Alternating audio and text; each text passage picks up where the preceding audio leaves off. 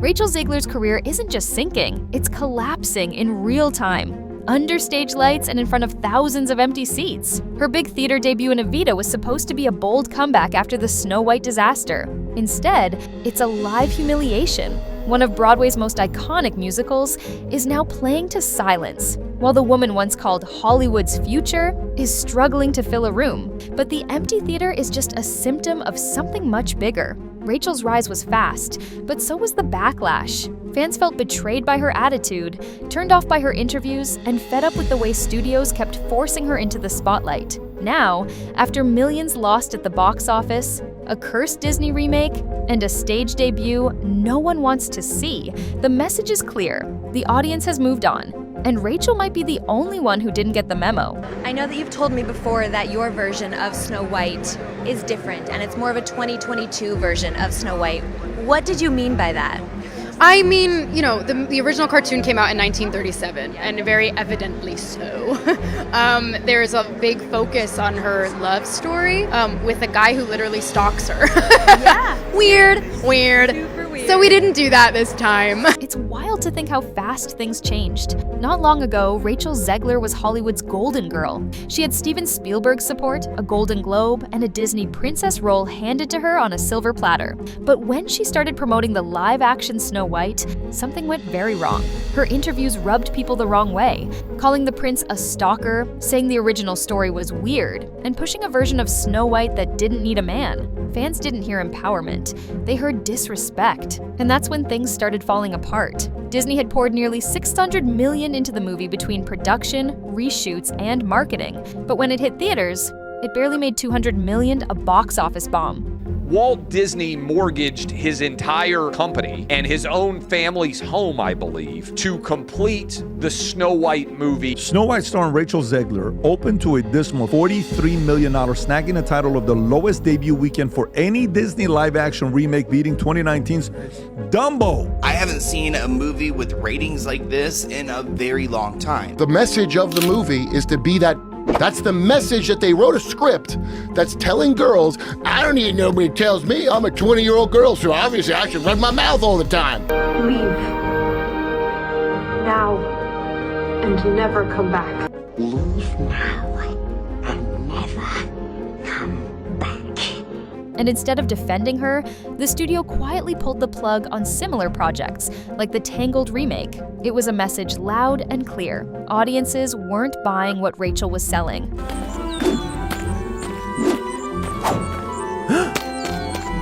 Excuse me, your curtain. Please allow me to help. Help? From you? Spare me your white savior complex. I don't need anything from someone like you. I didn't mean to offend. I just thought you should know that That I should know what? That some privileged white guy thinks his opinion matters? Get over your entitlement. I'm not some damsel in distress waiting for you to ride in on your high horse. While the seats were empty in London, the internet was full of noise. A TikTok clip from the Met Gala started gaining traction, showing fans defending Rachel while oddly roasting Gal Gadot, who hadn't even done anything controversial. It was like the backlash got scrambled. But curious fans decided to check the ticket page for Evita anyway, and what they saw confirmed everything. Rows and rows of empty seats, open for nearly every show across June, July, and August. Some people wondered if fans had just moved on. Others thought they were actively avoiding her. Either way, it wasn't about Snow White anymore. It was about Rachel herself.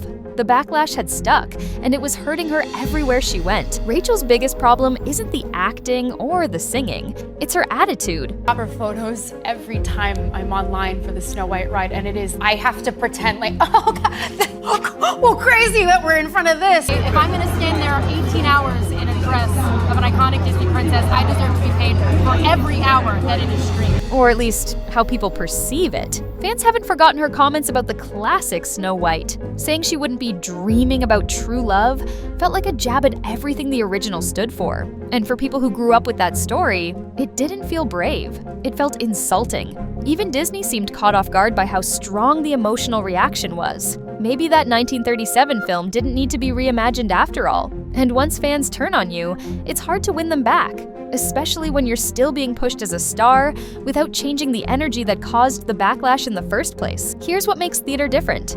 In film, studios can spin a flop. PR teams can twist numbers, edit trailers, and buy headlines. But in live theater, the truth is right there. You either have a crowd or you don't. And Rachel doesn't. Even the claim that the show had racked up $4 million in pre-sales is falling apart. If so many tickets were sold before she joined the cast, why are there still so many open rows? Some fans are calling it PR spin. Others think it was a move to fake hype and save face. Either way, no headline can cover up the fact that Rachel is performing in front of empty seats every single night. The wildest part? Studios are still trying to make it work. Rachel keeps getting interviews, press features, and casting buzz. But at this point, it's starting to feel less like confidence and more like denial. It's not the first time Hollywood tried to force a star. Just look at names like Sam Worthington or Jai Courtney, actors pushed into big roles without audience approval. It didn't work then, and it's not working now. You can't manufacture charisma. You can't fake connection. You either have it or you don't. And Rachel? Right now, she's struggling to prove she ever did. Even some fans who've met Rachel in person say the same thing. She's talented, but cold. A TikTok video from someone who saw her in Romeo and Juliet described her voice as incredible, but her energy as distant. It's like she doesn't know how to connect when the cameras aren't rolling. And that's the real problem. Talent gets you in the room, but likability keeps you there. Rachel may have the skills, but if people don't feel something when they watch you, if they don't root for you, then the star power doesn't last, especially in live theater, where every clap, every ticket, every fan matters. Even Gal Gadot, who starred alongside Rachel in Snow White, seems to be distancing herself. She recently talked about the film's production, saying teamwork was missing and that the whole experience was exhausting. She didn't name names, but it was clear who she was talking about. Reports say she's been frustrated behind the scenes, tired of the drama that surrounded the set. It's a bad sign when even your co-stars won't defend you. And it makes fans wonder what really happened on that shoot. So what now? Rachel's not getting canceled, but she is being quietly pushed to the side. No new roles, no big announcements. It's the Hollywood version of ghosting. One minute you're everywhere, the next you're not. Studios are backing away slowly, trying not to draw attention as they pivot to someone else. Because at this point, they know the truth. They bet on the wrong horse. And they're hoping no one notices as they quietly fade her out of the spotlight. Rachel Zegler's story isn't over, but it's definitely on pause. Not because she lacks talent, not because she made one bad movie, but because she skipped the most important part of stardom, earning the audience's trust. You can't fake that. You can't force it. And you definitely can't lecture your way into it. The audience decides who wins. Not Hollywood, not casting directors, not trending hashtags. Real connection matters. And right now, Rachel doesn't have it. Maybe she can turn things around. Maybe she learns from this. But if she doesn't, someone else will. Someone who respects the audience, embraces the role, and lets the story shine instead of the politics. Because in the end, that's what people show up for. Not a lecture, not a message, just a great performance.